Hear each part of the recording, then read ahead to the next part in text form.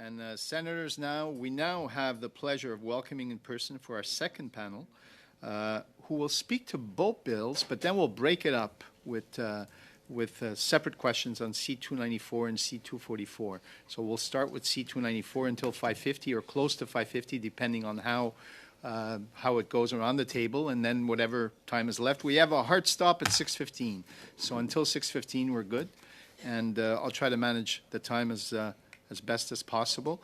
I just ask, when you do have the conversations between the senators around the table, I don't want to stop that, but while the committee's going on, try to keep it at a low level so we don't hear the noise with respect to who's trying to put the question forward and who's trying to speak, right? So I'll ask for that favor. So on behalf of the Grain Growers of Canada, Kyle Larkin, Executive Director, and Andre Harp, Chair. On behalf of Automotive Industries Association of Canada, Jean-François Champagne, President and CEO. Chris Kinghorn, Vice President of Napa Canada and Traction Truck Pro Canada, UAP Inc. And Daryll O'Keefe, Senior Vice President Canada, Fixed Network Canada.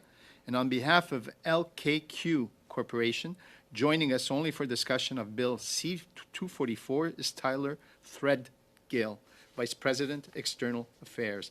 I understand all three organizations have opening remarks. Mr. Harp, we will start with you. The floor is yours. Well, thank you very much, Chair, and thank you, members for the committee, for inviting us today and hearing us. My name is Andre Harp, and I'm a grain farmer from the Peace River country of northern Alberta. I'm also the Chair of Grain Growers of Canada, known as GGC, and I'm joined today by our Executive Director, Kyle Larkin. As the national voice for Canadian grain farmers, GGC represents over 65,000 cereal, oilseed, and pulse producers.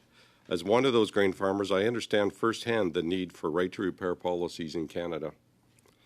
Canadian grain farmers have a long history of repairing their own equipment, including tractors, seeders, sprayers, and combines. These pieces of equipment can cost over $1 million and are significant asset purchases for many farmers. Unfortunately, though, technological advances in farm equipment have created barriers that are preventing farmers from continuing to repair their own equipment. Due to a lack of right-to-repair policies in Canada, equipment manufacturers have either been holding back diagnostic software or have been selling it at a premium, typically on an annual subscription basis. This has forced farmers to spend thousands of more dollars on seeking the assistance of their local dealer, or has forced them to purchase expensive subscriptions. Furthermore, Canadian Labour Reports and the Associated Equipment Distributors Foundation has found that dealers are facing vast labour shortages, and due to this, service calls can take days and sometimes weeks to respond to. During critical periods of the year, particularly seeding and harvesting, these delays can be detrimental to crop production. Bill C-244 is the first step in creating a federal right-to-repair framework, which would allow farmers to continue repairing their own equipment. So another critical part of the right to repair is the interoperability of different pieces of equipment. Farmers have relied on interoperability of parts and equipment for decades to increase their own production efficiency. Many use parts and equipment from different manufacturers. However, the interoperability of these systems is becoming more difficult to new OEM software restrictions. For example, parts from Honeybee manufacturing, a company that produces headers, swathers, and grain belts for combines, are no longer interoperable on some of the latest John Deere combines. Similarly, other agricultural technology innovations, such as farm management platforms, use a CAN bus to tie into machinery hardware, and these connections are often rejected by the equipment software. Just like other Canadian consumers, farmers should have the right to purchase the equipment and the parts that work best for them. However, with Bill C-294 that supports interoperability, they are being forced to only purchase from one OEM. This anti-competitive behavior also stiffens agricultural innovation in Canada, which is necessary to increase productivity of farmland. Bill C-294 supports farmers' choice and technological innovation, both necessary for productivity gains. Thank you, and I'd be happy to take questions later. Thank you. Mr. Champagne, you will now hear your opening remarks. Thank you, Mr. Chair, and thank you for the opportunity to speak to these bills. Our comment will focus mostly on Bill C-244. Bonjour, mon nom est Jean-François Champagne, je suis le PD. I'm Jean-François Champagne, President and CEO of the Automotive Industries Association of Canada. With over 4,000 member locations across Canada, supporting close to 500,000 jobs in this country. I'm joined today with Daryll O'Keefe, Senior Vice President of Fixed Network Canada. It's a global leader in collision, glass, and mechanical repair. And Chris Kinghorn is the Vice President, Strategy and Growth at UAP Inc., a leader in the distribution and sales of parts, replacement accessories, and tools for the automobiles and heavy vehicles in Canada. Car costs typically are the second largest expense for Canadian families. Aftermarket access to repair and diagnostic information is essential for maintaining a competitive marketplace and keeping repair costs low. Bill C-244 addresses digital locks and represents a step forward for the aftermarket and for drivers. However, gaps remain, such as the lack of penalties for manufacturers who restrict access to repair data. We've heard from automakers that right to repair isn't a problem, but real-life cases prove otherwise. We hear stories regularly about how local repair shops can't access repair information, which then forces drivers to go to a dealership at higher costs. Meanwhile, other jurisdictions are moving ahead with right to repair legislation. Many U.S. states, the EU, Australia, and most recently Quebec, have passed legislations mandating OEMs share repair information. It's time for Canada to catch up. It is critical that vehicle owners, not automakers, are the owners of their vehicle data. In closing, C-244 should be passed quickly, and the federal government right to repair framework must include vehicles to be truly effective. Thank you, and looking forward to your questions. Merci, Monsieur Champagne. So thank you. And Mr. Threadgill, we will now hear your opening remarks. Thank you. Honorable Chair, Honorable Senators, my name is Tyler Threadgill, the Vice President of Government Affairs for LKQ, covering the United States and Canada. My colleague Derek Wilshire, who works in Lévis, sends his regards and regrets for not being able to attend today. It's a privilege to be with you to discuss Bill C-244, a critical step toward improving the right to repair in Canada. Given the unanimous support it received in the House of Commons, it's essential that this bill moves forward swiftly to prevent Canadians from losing the benefits it promises. I'm encouraged by this committee's commitment to advancing this legislation.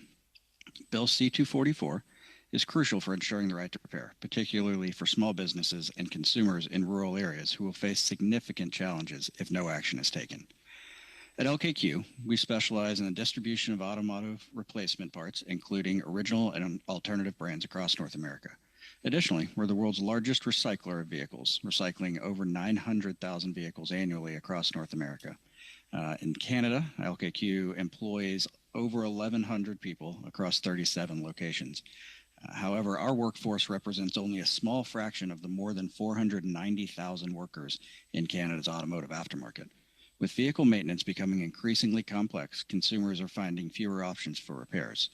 The CASIS agreement, established in 2009, is outdated as it does not address the technological advances that have transformed the automotive industry. Bill C-244 seeks to preserve consumers' freedom to choose where and how they repair their vehicles. We strongly believe that this bill should become law. Nevertheless, more needs to be done, and we look forward to collaborating with you on a comprehensive framework that solidifies the right to repair for all Canadians. Thank you very much. Thank you. So I will now open the floor to questions, reminding members to keep questions and answers concise. Please also try to keep your questions to those about Bill C-244, and at about 5:45 we will transition to discussion on Bill C-294. So I will start with Senator Marshall. Okay, thank you very much, Mr. Chair. And I'm going to start with Mr. Threadgill, although other panelists might want to comment. But I read your brief, Mr. Threadgill, and you kept, while you support 244, you kept referencing other pieces of legislation, other bills that you know that are also supported. And one of the concerns that I have is that all of these amendments are being done almost in isolation of each other. And if you're looking for a right to repair regime, how do you know all the pieces are going to come together, and look like something that's sensible? So can you just speak to that? You support 244, you support, I think you said 231, you liked what was in Bill C-59. So why would you support this bill, which is just like a small piece of the puzzle, like what would you like to see?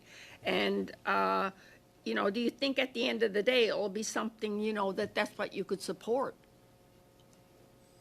Yes, and thank you very much for the question. This bill is a critical part, as we've seen digital locks used to keep repair shops out of the access they need to repair cars. But your point is also true that what we need will end up being more than just this bill. We think this bill is a great step, and we would love to see it become law. And then we would like to continue to work to build out that broader framework that will ensure that the consumer and then that the small businesses have access to all of the data they need to repair a vehicle. And then so where that will come into place too is the responsibility will need to be placed on the automakers to provide access to the data. Otherwise, if you're a small shop in rural Canada and a consumer comes to you and has a car that needs to be fixed, but you have to go request access to data from the auto manufacturer, that process will simply take too long. And you'll lose a customer, or the customer will be without access to their vehicle for an extended period of time. So while we see Bill C-244 as a critical piece of this, we do think that there will be, need to be more done. So how much of the puzzle do you think 244 represents? Do you think that's a small step, a big step? We got a long ways to go, or we're halfway there? I'd call it a medium step. We'll still certainly have a ways to go, but it is a strong step and shows, I think, the government's commitment to right to repair more broadly. Okay. I'd like to hear from Mr. Harper and also Mr. Champagne, because you support the bill also. And I'd like to hear if you have any concerns about this bill being just a piece of the puzzle, and, you know, where you'd like to see government going in the long term. I can add to that, Senator. Thank you for the question. I agree with Mr. Threadgill's comments. I think Bill C-244 is the start of a conversation. What we're seeing in the United States is each state is coming up with their own right to repair bill that responds to their constituents' needs. And what we see here in Canada is many provinces are held back from passing their own right to repair legislation because they're held back by the Copyright Act. So C-244 is the start of a conversation that opens up the right to repair framework so that provinces like Alberta and Saskatchewan can pass their own legislation to enable their farmers to have that right. But are Americans doing it bit by bit like we are? Like, or are they doing something more comprehensive? It's the bit by bit piece that I'm concerned about. So if you look at the U.S., it's state by state. So I wouldn't necessarily say it's bit by bit. I mean, some U.S. states have a population larger than Canada's, but it's rather responding to the constituents they have. Here in Canada, again, it falls to the provincial level. So Quebec has been able to come out with their own legislation, but if we pass bills like C-244, if legislation federally changes, they can even go further. So that's why we see provinces like Saskatchewan, Alberta, Manitoba, et cetera, that would love to pass right to repair legislation, but they haven't been able to because they've been locked because of provisions in the Copyright Act. So you support the bill and you don't have any concerns that it's only a piece of the puzzle? Correct. Okay, and perhaps if we could have, I think Mr. O'Keefe wanted to say something. Yeah, I'm happy to speak. So Jean-François Champagne opened up for us, but I speak on behalf and with AIA Canada from that perspective. So when we think about the legislation in 244, we don't think it's incomplete, but we think it addresses one issue whatsoever, and that is the data locks, the protective measures that, you know, deny us access to information that we need to safely repair vehicles in the aftermarket. So fundamentally, you know, 75% of Canadians live close to major manufacturing centers where there's dealerships. So there's 25% that simply have no access. So imagine that you're driving a sophisticated vehicle, you're in Sudbury, Ontario, and there's no dealership service point that allows the access to the safety devices that were within. Maybe it's a Tesla, maybe it's a Nissan Leaf. These are sophisticated vehicles. So the burden of commerce then upon the repair center to what do? Do they transport the vehicle to Toronto, which is the nearest center that might be licensed with access to those data points? Or do you unsafely drive the vehicle yourself because you can't afford to do it? These are really the fundamental concerns around access to data. There is a further conversation, certainly, around the right to repair, and it transitions into access to the proper training from the OEMs who know how the vehicle was built And these are more fundamental mechanical things that I'm sure you could appreciate from a mechanical perspective. And then there's the procurement issues around these programs too, because parts availability is also restricted. These are separate parts that fall into the conversation of right to repair, but this one point about the data locks is specific, and it's the leading edge of the wedge. It's what we need first to safely address the repair of vehicles. So you don't have any concern. Thank you. Thank you. Sénatrice Bellemare. Thank you, Mr. Chairman. I find these comments very enlightening. So if we understand correctly, Bill C-244 allows us to open the door to more sophisticated legislation at the provincial level. So there seems to be a Canadian characteristic to the laws in this country on right to repair. So my question, unfortunately, is why do we have two bills, C-244 and C-294, which seem to be affecting this or dealing with the same problem? So I'd like to understand what the relationship is between these two bills. Answer that question. Merci, sénatrice, pour la question. Thank you for the question. C-244 really addresses, in our opinion, the larger right to repair framework. And C-294 is very much focused on interoperability, which is very much important in the farming sector, where you have a variety of different parts from a variety of different manufacturers that could be different or the same from the manufacturer. So as Andre said in his opening remarks, you could have a John Deere combine now that is rejecting parts from other manufacturers. So we highlighted Honeybee Manufacturing, for example. They're a manufacturer of headers in southern Saskatchewan. They employ over 100 Canadians. But with the new versions of John Deere, they're unable to put their new headers onto those combines. So they're very much being challenged by that. So we very much do see them in the same bucket, but distinct and addressing two different challenges that farmers are facing. Do you think we'll see more 200 XX numbers from other sectors in the future because there isn't a government policy that is more complex or complete? Has finally started a consultation on right to repair. They promised something 2 years ago. They finally started this summer. KPMG reached out to a number of us to start a consultation. So they're just starting that. So there is certainly a wider conversation. But as my colleagues here said, C-244 and C-294, we believe, are the start of the conversation. They're addressing particular pieces and opening it up for those provinces to really come out with more targeted legislation. When you look at the U.S., you have legislation in New York, for example, that exempts a number of different goods, but more so targets cell phones, let's say.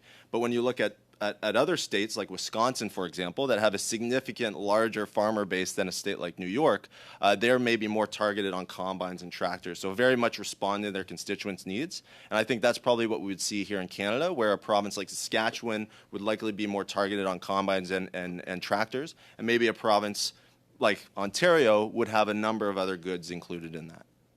Merci. Merci. Thank you. Senator Massicotte. Thank you, Mr. Chairman. I hear all this, and I'm trying to put, and sometimes we didn't do enough. Some are worried that we're doing it too much. We should, give more slack. And my response a little bit, I think I get a colleague, maybe the best thing that would occur is to say, in the bill, make an observation to say there should be a 5-year review. Things change, and maybe it's not, it looks like for many of us not enough. For some of you it's too much.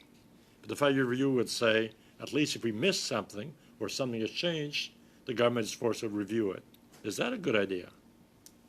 I think it's probably a wise approach. If you think about the acceleration of the technology in these vehicles, I can tell you as of today, there was a report in an industry magazine, collision repair magazine, talking about the adoption of these advanced driver systems that are somewhat protected and what we need to be able to readjust when we do repairs to vehicles. But 50% of the cars that are sold today have 94% of the 14 most popular advanced systems that require this access to the data points so that we can recalibrate them safely, whether we do even if we change a windshield, we adjust a seatbelt, or we do an alignment on a vehicle. You hit a curb with a car, you need to do an alignment now. When you do an alignment on these cars that are containing these safety systems, these ADAS systems, then you have to recalibrate the systems that then do the lane departure and all of the various radars. So there's very little you can do to a car from a maintenance perspective that doesn't require access to these points of data so you can safely recalibrate it. This can't always be sent to an OE manufacturer's site to be done. So with this adoption rate changing, my point is the curve is very steep. I don't know what these systems are going to look like in 2 years. They might be very, very different. So I think there might be a checkpoint for the revalidation of what the perspective is on the access. We might need more access in 3 years. Does anybody else agree? Is that a good idea? Mr. Harp? As far as farm equipment goes, reviews are always good. I would see no problem with that. And I would agree, the fastest technology changes we're seeing now is in ag equipment or in agriculture. So things are moving extremely fast, and it's always good to look to see how things are going. Thank you. Thank you. Senator Deakin. Sorry for the Thank delay. you, Chair. All It's, good. Human All error. good. That never happens here.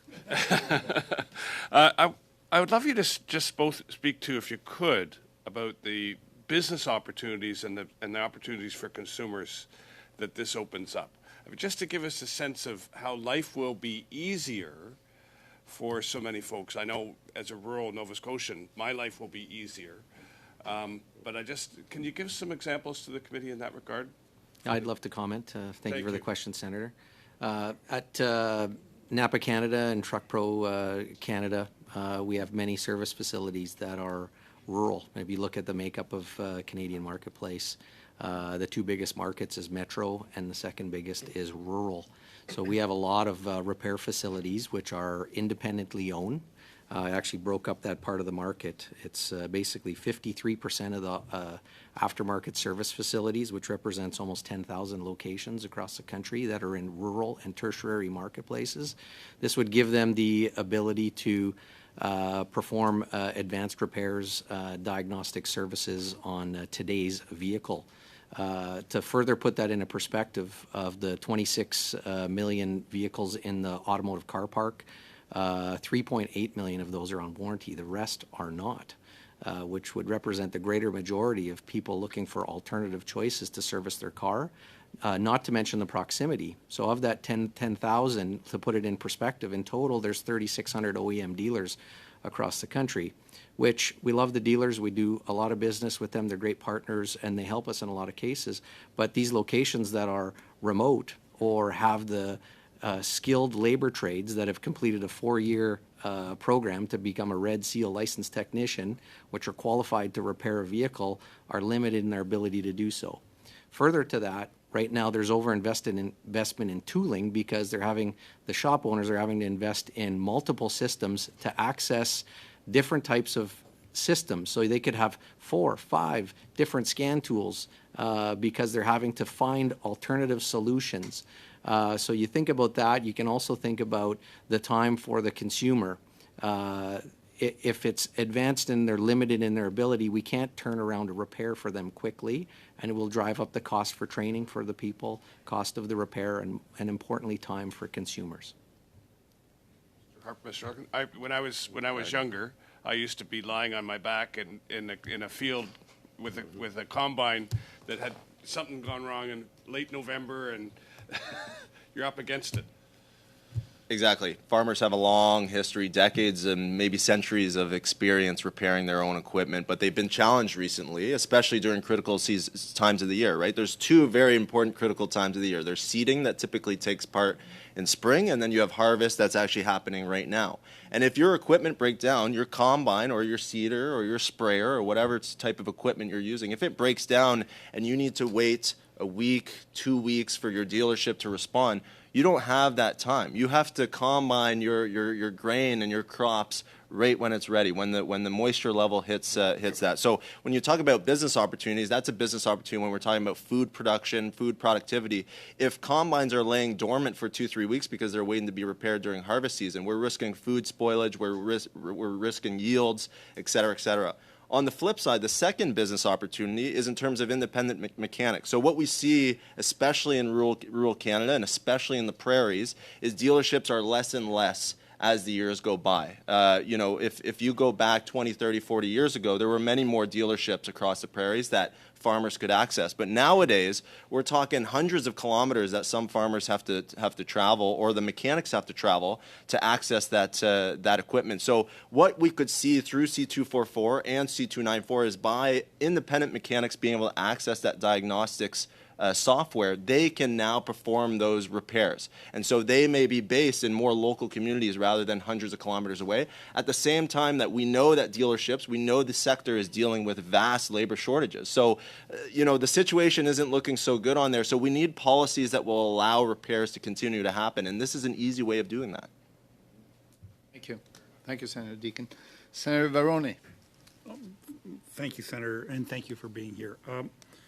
The question I have falls from the panel before you, and in as much as that panel suggested that they believe in the right to repair as you do, they were quite hesitant in extending it to certain exemptions that they wanted, whether it be for the safety of the vehicle, the safety of the equipment, emissions control, and copyright infringement.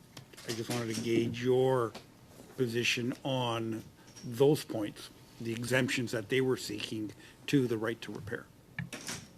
I don't mind speaking to that. And thank you for the question. It was interesting in hearing that, because my perception in listening to the gentleman before us was it was very protective in nature, that it was always about not allowing access because of things that might happen in the future. But I can tell you the flip side of that is what happens if you don't have access to it. And like I spoke about the cars in remote areas, if a safety system has been compromised. And we have an infrastructure in Canada. We have licensed technicians that go through Red Seal programs. They operate in legal licensed businesses. These are small family businesses that have invested heavily into upskilling and training and equipment for these facilities. They're perfectly capable and legitimately capable by all the mandates in the country that we live in to fix these vehicles. So we're protecting against, I'm not sure what, those guys breaking laws. I don't think that will happen. And the folks that might be inclined to, I don't know, mess with somebody's braking system, I don't know who that might be. So I don't know exactly, legislatively speaking, what we're trying to protect against that the general laws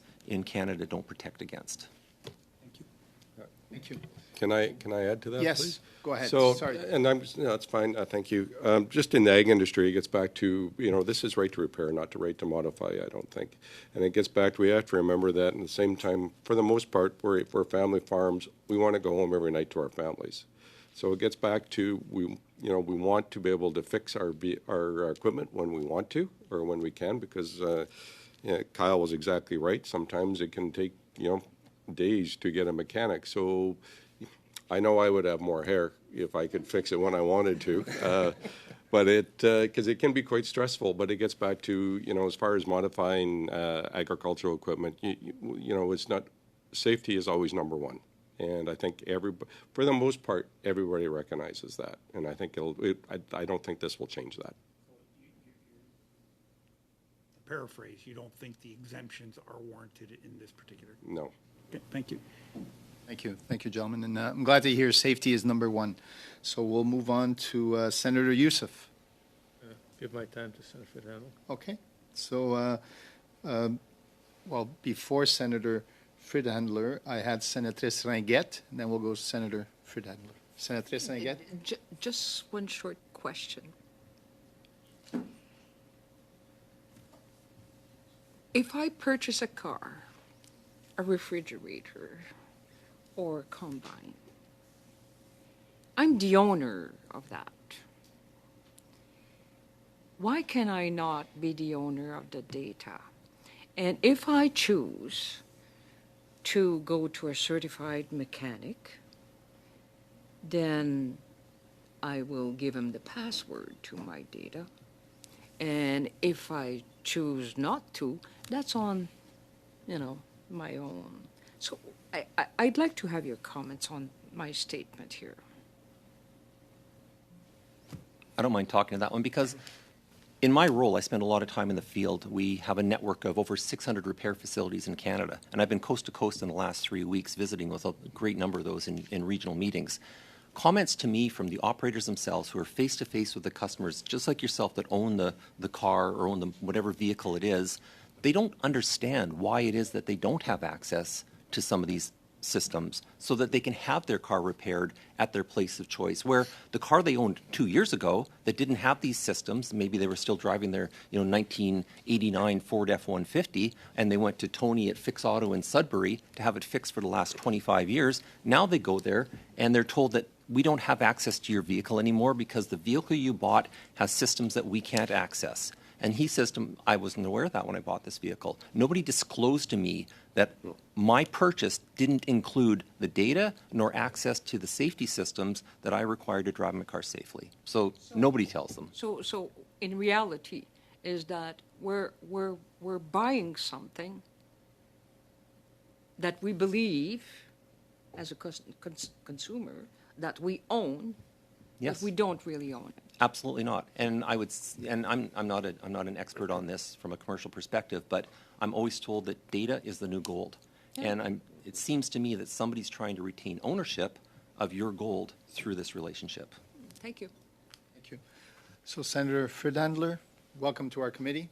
Thanks. I have sympathy with the need to have a right to repair, but the Copyright Act is intended to protect people that develop intellectual property. And to say that anybody's entitled to take a dealer's systems for repairing their car without compensating them for the intellectual property they develop is something that I weigh on the control side of the OEMs. At the same time, and so I don't think you get to buy a painting and then go publish it and sell the books of copies of the painting. You don't buy the copyright. You don't buy the intellectual property when you buy a car. You can't go build more copies of the cars. But at the same time, so I think there's a little bit of a legal issue there, but it's a government role to kind of accommodate and find the right balance. And I'm wondering why there's such collusion in the marketplace if there hasn't been dealers or manufacturers that break out and make it easier for anybody.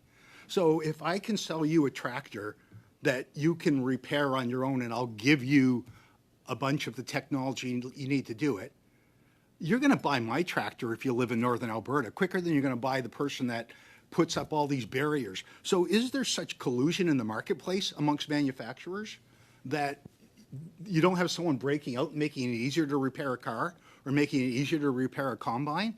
I would think, so that's the free market side of it. Where's all of this? Can you comment on that dynamic? Because I think it's anti-competitive if they're colluding to put up all these barriers. So obviously I can speak on the ag side of it, but yes, short answer. There is, I don't think, for the most part, what I would call a commercial-sized or a normal-sized farm. You cannot buy equipment now that you can actively get into and fix yourself. I'll give you an example. I have 3-year-old combines, and I had an issue with one this fall. I phoned my dealer because it gets back in. It just wasn't working. I phoned my dealer, and I thought I might know what it was, but I couldn't know for sure. But long story short, the first thing they had to do was the first thing any mechanic does now is plug a computer in, because but the thing is, to have access to that, it gets back to my service manager would love it if I could do that and tell him this is what's wrong with it, or this is sort of where we're going with it. But at the same time, it doesn't matter whether it's John Deere, Claas, or everything. Yes, it's their equipment, and I think we just heard this. It's their data, and it's the data is what they want. Another example I can give you. This has happened 2 years ago. John Deere had a sprayer that had come in, a new model. It was for demonstrating only.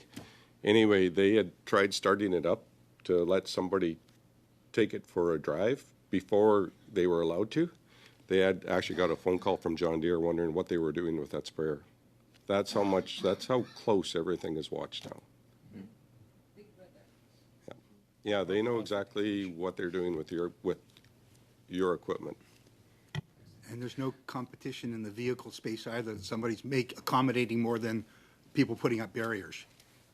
So It's interesting, and it's a very valid question. I'm not a lawyer by any means, and there's some elements of that I don't want to talk about. But I will go back to, we talked about the cases agreement from some years ago, where every manufacturer, or most manufacturers were signatories, and they agreed that, you know, the repairing aftermarket should have access to the modules that were in cars. So the OBD2 port, where you would plug in a scan tool so you could see certain modules in the car, those were for safety perspective, and everybody agreed that every automotive aftermarket service, whether it's at a dealership or at an independent aftermarket service provider, needs to have access to keep that car safe.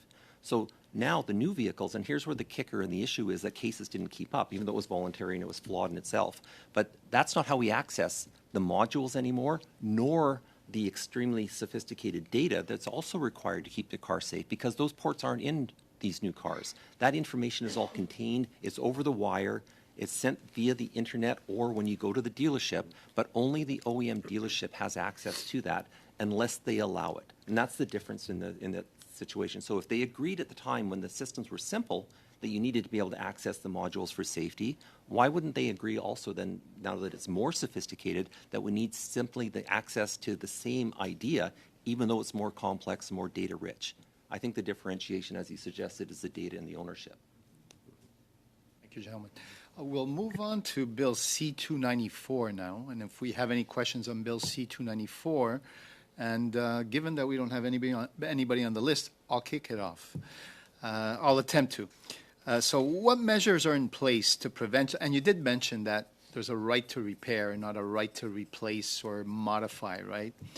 General question, what measures are in place to prevent potential abuse of copyright exceptions, particularly in cases where interoperability might infringe on intellectual property?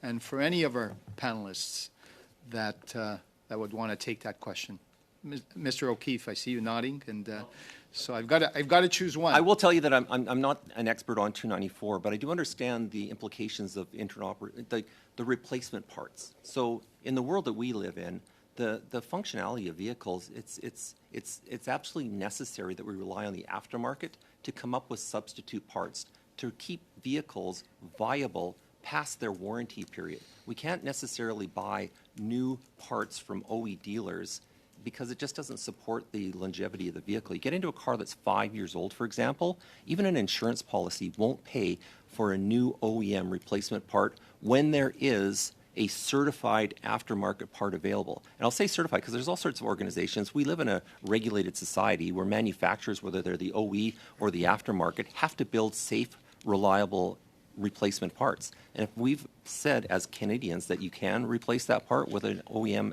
or an aftermarket part, I don't know why that wouldn't be a legitimate argument. Thank you. Any of our other panelists want to take a crack at that? Oh. Mr. Threadgill, what we can hear from you. Okay. Yes. Okay, I'll just maybe add to that real quickly. You know, this is you know, we've mentioned attachments to combines or, you know, things like that. But, you know, this gets us what should be fairly simple is a GPS system for a tractor. So when you buy a tractor, you have to tell them what GPS system you would like. And you say, I'd like to put and there's only about 3 or 4, there's not too many. You tell them, I'd like to put a John Deere in there, and you actually have to buy and we talked about a digital unlock for it at quite a cost. A couple of years down the road, you might, I think GPS is, you know, changing the technology also, and you might say, with this new technology, I want to change my GPS system. I can't do that anymore because you bought the unlock for the other one, and if I want to change it, you may have to buy another unlock, but for the most part, they just won't allow it. So that's. Yes. Yeah, Mr. I'll Kinghorn. speak on behalf of the heavy trucking industry. That's a large part of the Canadian economy, of course, transport trucks and so on.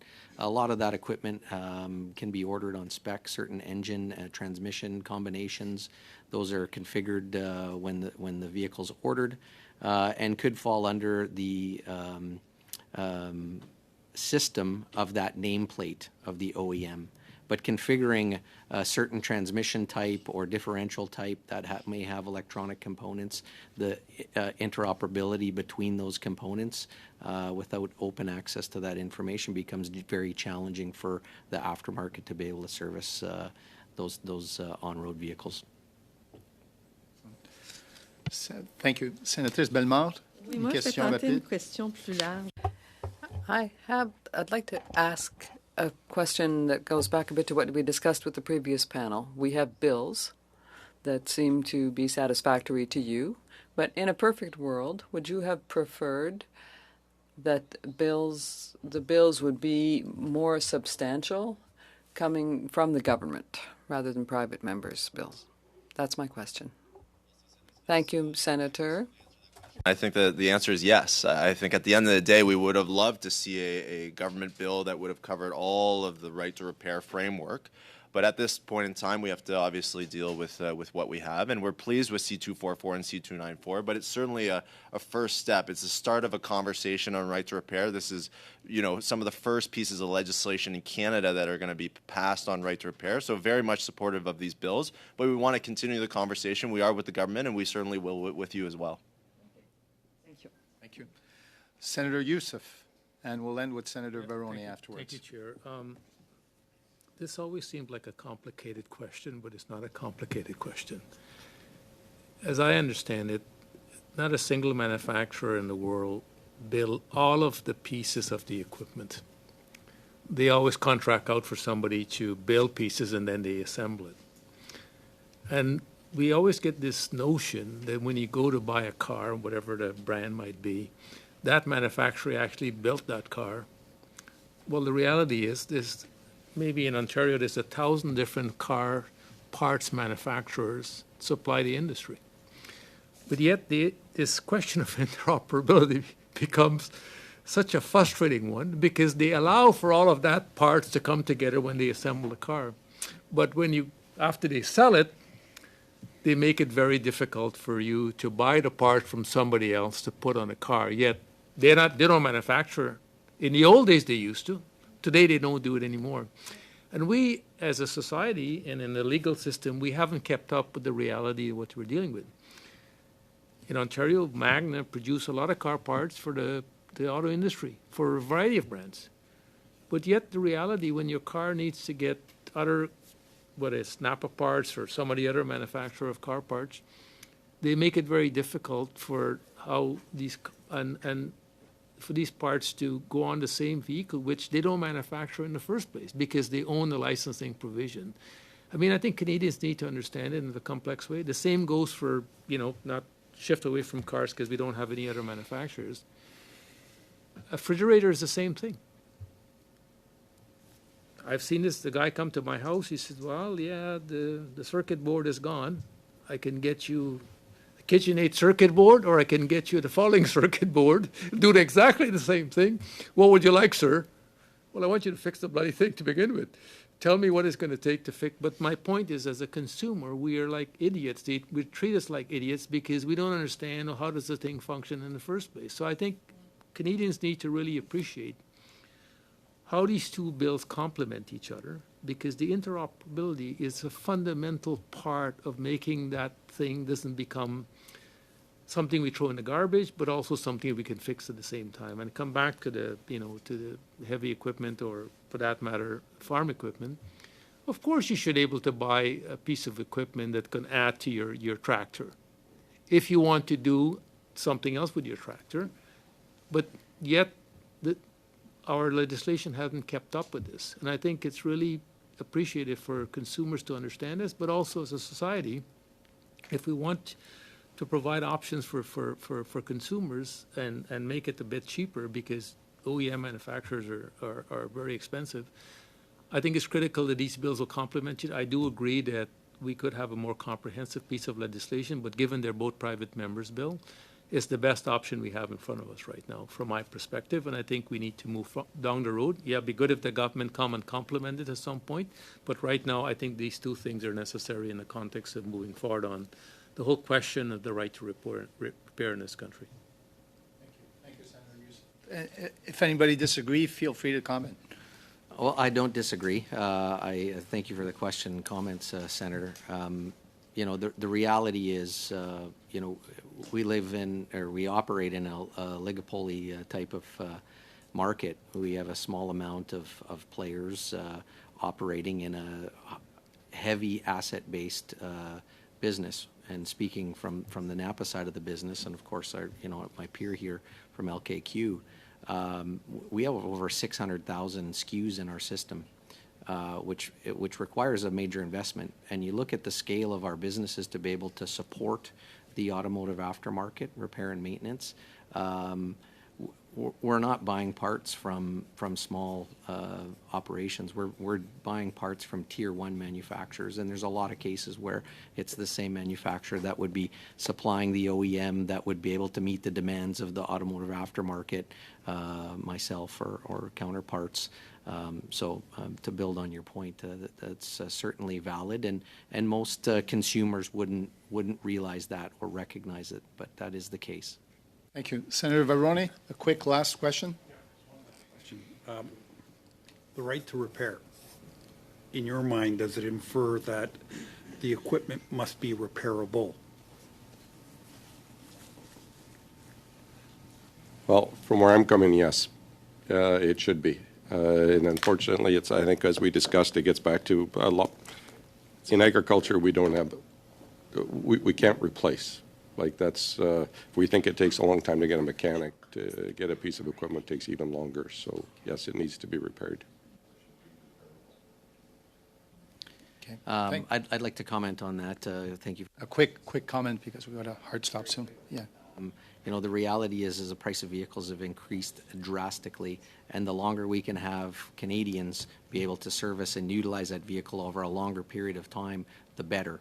And giving them options and the ability for the aftermarket or mechanics to be able to repair is critical. Yeah.